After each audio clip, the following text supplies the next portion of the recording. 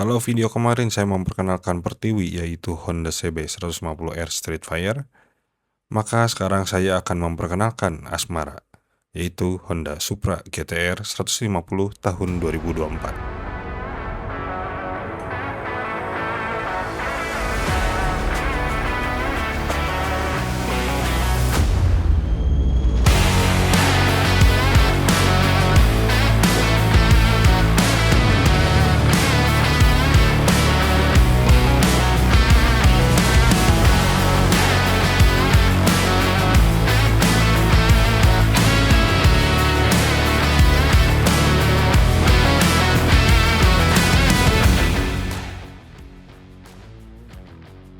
Selamat pagi masyarakat, selamat hari Senin. Semoga di hari Senin ini kalian masih bisa bermalas-malasan.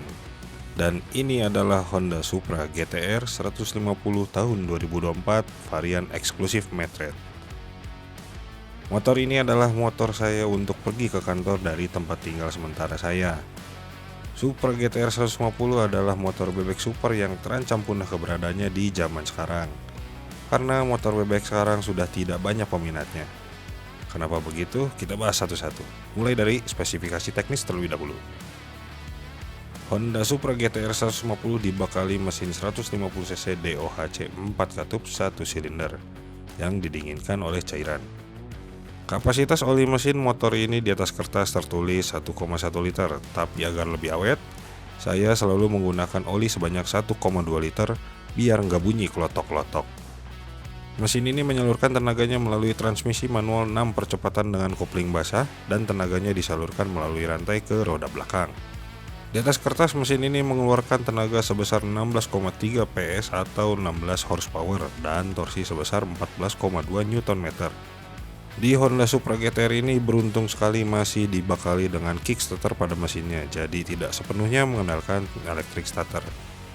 Kita beralih ke suspensi. Suspensi depan menggunakan suspensi teleskopik berdiameter 31 mm yang merupakan terbesar di kelas bebek super. Di sisi belakang, suspensi menggunakan suspensi tunggal yang dipasang langsung menuju ke lengan ayun atau arm. Suspensi tadi dikombinasikan dengan velg ukuran 1,85 inch berdiameter 17 inch dan dibalut dengan ban berukuran 90/80 ring 17 di bagian depan. Sementara di sisi belakang dipasang juga velg dengan lebar 3,5 inch berdiameter 17 inch dan dibalut dengan ban berukuran 120/70.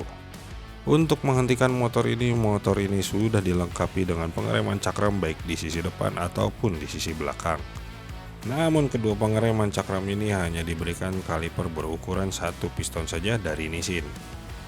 Kaliper tersebut menjepit piringan cakram di sisi depan berukuran diameter 257 mm dengan bentuk bulat, sementara di sisi belakang berukuran diameter 220 mm berbentuk bulat juga.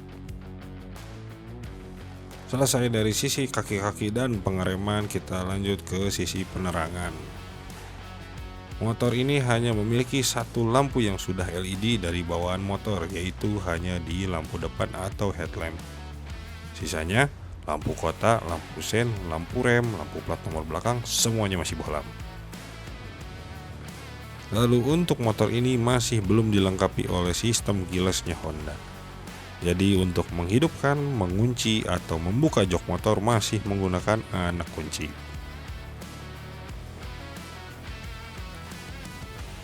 Untuk menghidupkan motor ini masih membutuhkan pasokan bahan bakar, dan pasokan bahan bakar ini diambil dari tangki motor ini yang sebesar 4,5 liter saja.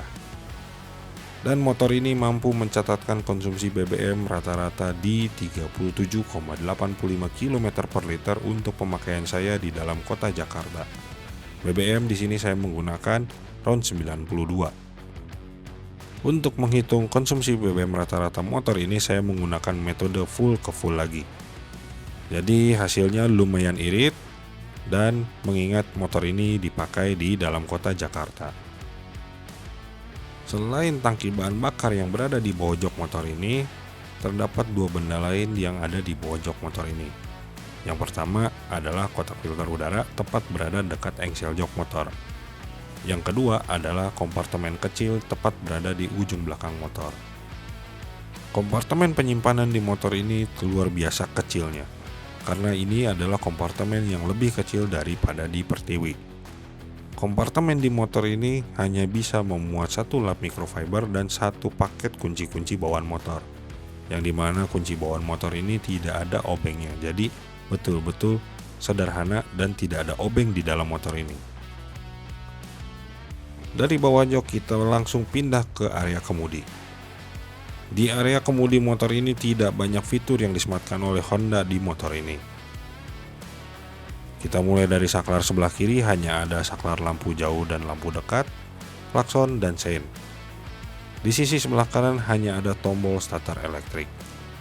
Jadi untuk hazard atau cut off tidak ada, apalagi pas beam.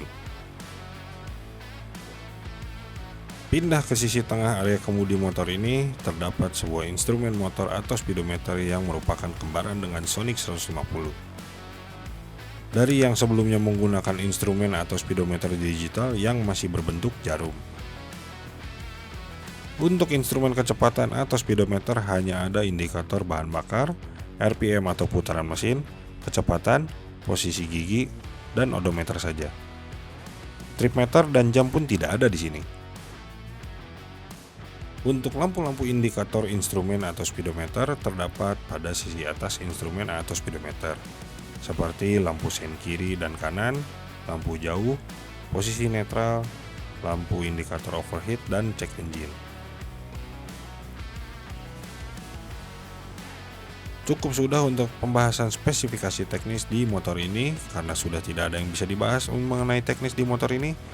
Langsung kita pindah ke rasa berkendara, kelebihan dan kekurangan.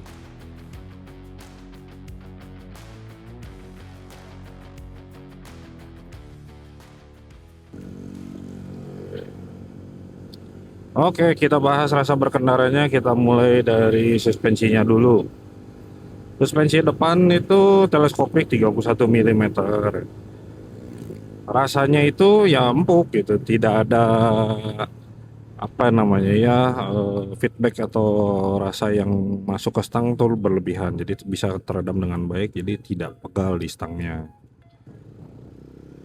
Jadi di stang itu ya udah berasanya empuk gitu, nggak ada kerasa dia suspensi yang keras gitu.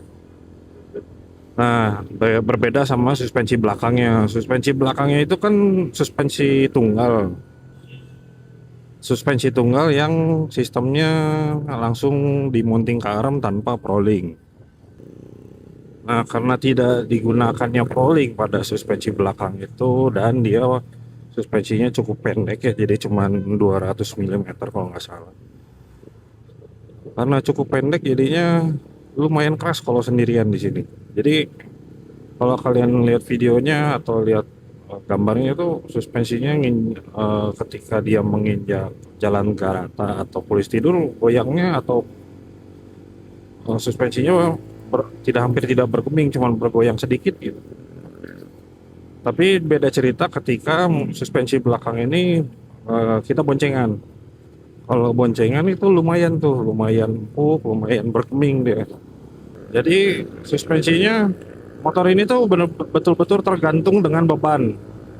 Jadi kalau bebannya lumayan berat dan ada tambahan beban di belakang ya lumayan empuk gitu. Tapi kalau saya sendiri dengan berat yang 94 kilo tambah barang bawaan saya paling 100-an gitu, masih cukup keras hitungannya gitu, karena nggak sempuk itu, beda sama waktu boncengan. Nah, kalau mulai ngomongin tentang mesin ini beda karakternya sama Pertiwi, walaupun mungkin mirip-mirip ya sama Pertiwi, bentuk mesin, konstruksinya. Tapi motor di ini tuh, si Supra GTR ini mesinnya responsif gitu, jadi bawahnya pengen narik-narik gitu. Nggak bisa setenang Pertiwi. Kalau Pertiwi kan mungkin karena motornya buat jarak jauh gitu, buat cruising, buat perjalanan jangka panjang gitu, jadi mesinnya halus gitu, nariknya nggak seagresif ini gitu. Kalau ini lumayan agresif gitu, nggak terlalu halus. Ya mungkin memang Honda bikin motor ini dirancang buat motor ini ya buat dalam kota gitu. Jadi mesinnya lumayan agresif, tapi tidak dibarengi dengan tenaga di putaran atas. Jadi putaran atasnya agak kurang di motor ini. Jadi ya cuman agresif di bawah, buat stop and go masih enak. Tapi ya kalau buat jarak jauh atau putaran tinggi dia kurang. Ya mungkin memang karena ini adalah motor bebek Supra gitu mungkin ya. Honda buat ya ini buat dalam kota, jadi dibikin senyaman itu buat di dalam kota. Beda dengan Pertiwi. Pertiwi ya memang motor jarak jauh, jangka panjang, buat berkendara jangka panjang itu jadi tidak seagresif ini. Terus buat pengereman, pengereman ya ini satu piston di depan, satu piston di belakang. Buat motor 150 cc dan ringan ya hitungannya. Motor ini kan cukup ringan, cuma 119 kilo kalau nggak salah. Lumayan agak susah berhentinya, jadi harus diimbangi dengan engine brake atau turun gigi. Jadi buat pengereman mungkin memang harus agak sedikit dioptimalkan di sisi pengereman, karena buat saya sendiri ini motor kurang pakem buat pengeremannya. Nah, dari suspensi tadi, mesin, kita lanjut ngomongin rasa berkendara yang lebih ke arah cara berkendaranya atau rasa berkendaranya atau handling lah kalau kita bilang. Dari sisi handling ya karena motor ini kecil, ringan, tenaganya besar, suspensinya memang ya belakangnya agak keras. Secara umum ini motor lincah buat di dalam kota jadinya. Memang ini motor yang diperuntukkan sama Honda, dibuat sama Honda 150 cc tapi tetap lincah dalam kota. Buat nyusul masih enak. Buat menyelap-nyelip kemacetan kota itu sangat enak gitu. Karena motornya ramping. Tidak gendut, tidak besar, tapi tenaganya besar. Dan karena suspensinya keras itu yang di belakang, jadi bikin belok-belok juga enak gitu. Gak takut motornya kabur melambung gitu. Jadi mau belok-belok juga masih terarah gitu. Bukan yang motor terlalu empuk terus jadinya kalau belok tuh susah dibelokin jadi melambung gitu. Enggak, motornya motor lumayan enak ini buat manuver, manuver dalam kota. Selap-selip, nyusul-nyusul. Enak banget pokoknya motor ini. Ya cuman mungkin buat kalian yang sudah agak menghindari motor kopling, mungkin ini bukan motor untuk kalian gitu. Tapi kalau kalian masih mencari motor buat motor kopling, buat dalam kota doang, ini motornya motor yang enak. Lalu lanjut ke konsumsi BBM. Buat konsumsi BBM tadi sudah saya jelaskan tadi bahwa motor ini dengan pemakaian saya digunakan bensin oktan 92, mencatatkan konsumsi rata-rata di 37,85 km per liter. Angka yang cukup lumayan irit buat motor 150 cc. Cuman memang permasalahannya buat saya seperti saya gitu ya. Kalau saya sih nggak masalah dengan kapasitas tangki yang 4,5 liter itu. Karena pemakaian saya itu kan cuman dari tempat tinggal sementara ke kantor. Yang mana itu cuman butuh sekitar 5 kilometeran lah kurang lebih. Itu cuman butuh ya mungkin beberapa mililiter lah dari bensin, karena bensin itu habis setelah 10 hari.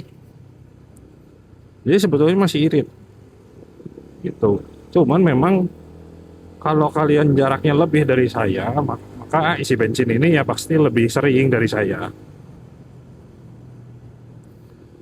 Tapi kalau perharinya mungkin kayak saya cuma 10 km doang, 10 hari gitu ini bensinnya habis, baru habis gitu. Ya keluhannya mungkin itu ya, kalau menurut saya tangkinya terlalu kecil untuk motor 150 cc, tapi ya mengingat bodinya yang ringkas memang agak susah ya buat dimasukin tangki lebih besar lagi karena ya motornya bentuknya ringkas. Dan Yang kurang menyenangkan dari motor ini adalah eh, rasa posisi berkendaranya ya. Posisi berkendaranya itu sebetulnya cukup lumayan tegak, memang agak bungkuk sedikit, sedikit banget gitu, tapi nggak bungkuk-bungkuk banget. Yang agak canggung itu biasanya di kaki. Jadi karena posisi step atau pijakan depannya itu terlalu mundur ke belakang sedikit, jadi kalau kalian badannya cukup tinggi itu agak canggung karena posisi kaki agak mundur ke belakang dari mesin gitu. Jadi tidak seperti motor bebek seperti biasa kayak Supra X, Vega R gitu atau Jupiter Z. Motor ini beda. Jadi karena motor ini mungkin agak-agak sporty, jadi eh, posisi pijakan depannya agak mundur ke belakang, tapi jadinya kurang sporty juga gitu karena canggung. Ujung-ujungnya jadinya posisinya canggung. Dan itu sudah saya revisi atau saya sesuaikan dengan posisi berkendara saya. Cuman nanti saya bahas di video selanjutnya. Dan terakhir dari motor ini adalah mengenai saddle atau joknya. Joknya ini cukup keras gitu. Jadi kalau kalian mungkin punya, sekarang mungkin umumnya punya motor itu Beat, Vario gitu ya. Ini jok lebih keras lagi daripada dua motor itu. Luar biasa kerasnya. Jadi betul-betul ini jok yang udah kayak duduk di papan gitu rasanya. Kalau udah berlama-lama di sini. Jadi mungkin ini harus disesuaikan ke depannya. Tapi itu dulu mungkin yang saya bisa sampaikan di rasa berkendaranya. Jadi sekarang kita bahas kekurangan sama kelebihannya.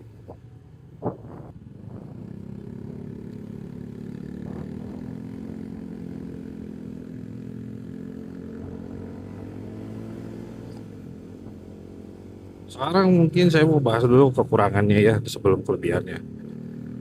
Kekurangannya yaitu tadi seperti yang saya sampaikan barusan, jok motor ini tuh luar biasa keras. Nah, jadi kalau kalian pakai motor ini untuk jarak jauh, touring, saran saya mungkin kalian harus rombak busa joknya jadi biar lebih empuk. Karena kalau tidak dirubah, eh, pantat kita tuh seperti duduk di papan gitu setelah turun, ya katakanlah 3 jam berkendara atau 2 jam berkendara. Kayak habis naik motor tapi joknya dari papan gitu. Keras keras banget. Kedua adalah kapasitas tangki bahan bakar yang tergolong kecil ya buat motor ini. Karena dengan kapasitas mesin 150 cc dan diberikan tangki bahan bakar yang cuma 4,5 liter ini, baru 3 liter, ya kepake 3 liter aja, sisa 1,5 liter lah di tangki bahan bakar itu udah ngedip lagi gitu, udah minta diisi lagi. Jadi untuk pemakaian jarak jauh itu pasti akan lebih sering isi BBM. Mungkin padahal sama gitu ya, pemakaian dengan motor-motor lain, cuman karena kapasitas tangkinya yang kecil ini jadi lumayan sering untuk mampir ke SPBU. Yang ketiga adalah dari sisi suspensi belakang. Jadi kalau Anda mau beli motor ini dan berencana dipakai buat sendirian, Anda akan merasakan suspensi belakang yang lumayan keras di motor ini, cukup keras. Karena suspensi belakang tunggalnya ini kan panjangnya cuma 200 milian, 200 milimeteran. Terus dipakai sendiri cukup keras, tapi berbeda dengan boncengan. Kalau boncengan ini dia lumayan ada beban, jadi lumayan ketekan. Jadi ada rasa-rasanya mengayun empuk gitu, seperti itulah kurang lebih rasa suspensi belakangnya. Tapi seperti saya bilang ada kelebihan dan ada kekurangan. Dari sisi kenyamanan suspensi ini kurang nyaman, tapi dari pengendalian motor ini lincah jadinya, enak. Kekurangan keempat adalah dari sisi akomodasi atau penyimpanan. Ya, kalau masyarakat beli motor ini siap-siap tidak bisa menyimpan banyak barang, bukan banyak barang ini, barang kecil pun juga susah disimpan di sini gitu. Karena ya tempat penyimpanannya aja di saya cuman muat kunci-kunci bawaan motor dan satu lap microfiber. Jadi kalau masyarakat beli itu ya obeng aja nggak ada di sini gitu. Di tempat penyimpanan motor ini tuh nggak masuk gitu. Jadi kalau masyarakat mau bawa banyak barang di motor ini ya harap lupakan, dan kalau mau beli motor ini tapi tetap bisa nyimpan banyak barang, siapkan dana lebih untuk memasang box atau tas model lainnya yang bisa disimpan di belakang motor atau di samping motor. Sangat tidak praktis motor ini tempat penyimpanannya. Jadi kalau misalkan memang kalian pengen motor yang lebih praktis, jangan pikirkan motor ini, cari aja motor lain. Oke, sekarang kita bahas kelebihan motor ini. Yang pertama adalah motor ini memang diperuntukkan untuk dalam kota. Jadi motornya lincah, motornya gesit, gampang dibawa dalam kota, gampang ditekuk-tekuk di dalam kota. Manuver dalam kota pokoknya enak, nggak pakai susah, nggak ribet, tenaga ada, buat nyusul-nyusul enak, buat salap-selip enak. Yang pasti motor ini memang karena didesain buat dalam kota, jadi betul-betul motor performa buat di dalam kota. Yang kedua mungkin adalah di sini konsumsi bahan bakar. Jadi buat motor 150 cc manual kopling punya konsumsi bahan bakar rata-rata di 37,85 km per liter, itu lumayan irit ya. Mungkin didukung sama faktor konstruksi motor ini yang ringkas, tenaga yang besar, jadi membuat konsumsi bahan bakar yang cukup irit. Apalagi di kota Jakarta yang macet ini bisa mencatatkan 37,85 km per liter. Menyenangkan mungkin karena tangki bahan bakarnya aja kurang besar, jadi agak cukup sering ke SPBU. Kelebihan yang ketiga mungkin lebih kepada pengendalian motor ini. Motor ini punya suspensi yang cukup keras, cukup kurang nyaman, tapi memang kalau masyarakat ada yang senang dengan karakter motor seperti ini ya pasti akan lebih senang. Karena motor ini menyenangkan buat dikendarai, apalagi kalau motor ini sudah disesuaikan dengan posisi duduknya masyarakat, sudah disesuaikan dengan karakternya masyarakat ya. Motor ini jauh lebih menyenangkan daripada standarnya. Jadi mungkin menyenangkan tapi agak perlu disesuaikan lagi dengan kebutuhan masyarakat, tapi setidaknya motor ini dari bawaan pabriknya sudah cukup menyenangkan. Dan yang terakhir di sisi biaya perawatan. Motor ini motor manual dengan kopling 6 percepatan. Selayaknya motor manual dengan penggerak rantai, biaya perawatan masih cukup murah. 2 tahun sudah saya menggunakan motor ini, belum ada kendala yang berarti, belum ada pergantian spare part yang cukup masif. Semuanya masih baik-baik aja, semuanya masih enak, dan semuanya masih murah biaya servisnya. Sudah 2 tahun saya biaya servis belum ada yang menyentuh angka Rp300.000. Jadi buat masyarakat yang mau pengen motor tenaganya besar, berkendaranya enak, nyetirnya enak, tapi perawatannya cukup murah, nggak terlalu mahal, kalian ke masyarakat bisa mempertimbangkan motor ini. Jadi gimana kesimpulannya buat Honda Supra GTR 150 ini? Motor yang masih layak buat masyarakat pertimbangkan, apalagi yang butuh hanya untuk di dalam kota, tapi tidak mementingkan kapasitas bagasi, tidak terlalu peduli untuk sering ke SPBU. Motor ini cukup menyenangkan buat dikendarai sehari-hari. Di samping kekurangannya yang tadi yang saya sebutkan, sama ada beberapa lagi seperti gear ya, atau posisi gigi yang susah netral. Ya, pokoknya dari 1 netral sampai 2 itu kadang-kadang susah untuk dipindahkan. Itu kalau masyarakat memang tidak mempertimbangkan itu, nggak masalah dengan hal-hal seperti itu. Cukup menyenangkan buat meminang motor ini. Dan selain posisi gigi yang susah dipindahkan dari 1 netral sampai 2 dan harga jual kembali yang cukup jatuh ya, Kalau masyarakat lihat di marketplace harganya cukup jatuh. Jadi kalau masyarakat masih memikirkan harga jual, mungkin saya tidak menyarankan untuk membeli motor ini.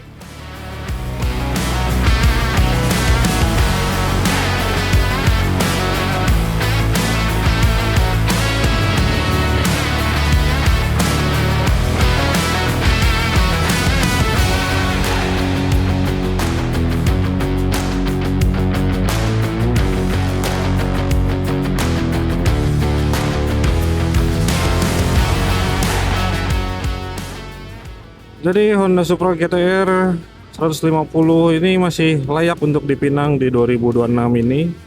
Apabila kalian menemukan stoknya di dealer-dealer terdekat atau dimanapun dealer Honda, bisa langsung dibeli aja. Karena masih nyaman buat harian, masih enak buat harian, rasa berkendaranya enak, tenaganya enak. Cocok untuk dipakai macet-macetan atau selap-selip di perkotaan. Oke, sekian dulu pembahasan Asmara Honda Supra GTR 150 tahun 2024. Kalau kalian suka dengan videonya, like aja videonya. Kalau kalian nggak suka, dislike aja videonya. Kritik dan saran di kolom komentar biar membangun channel ini lebih besar. Terima kasih sudah menonton video pembahasan Asmara Honda Supra GTR 150 tahun 2024. Sekarang saya lagi di jalan pulang dan langsung mau tidur.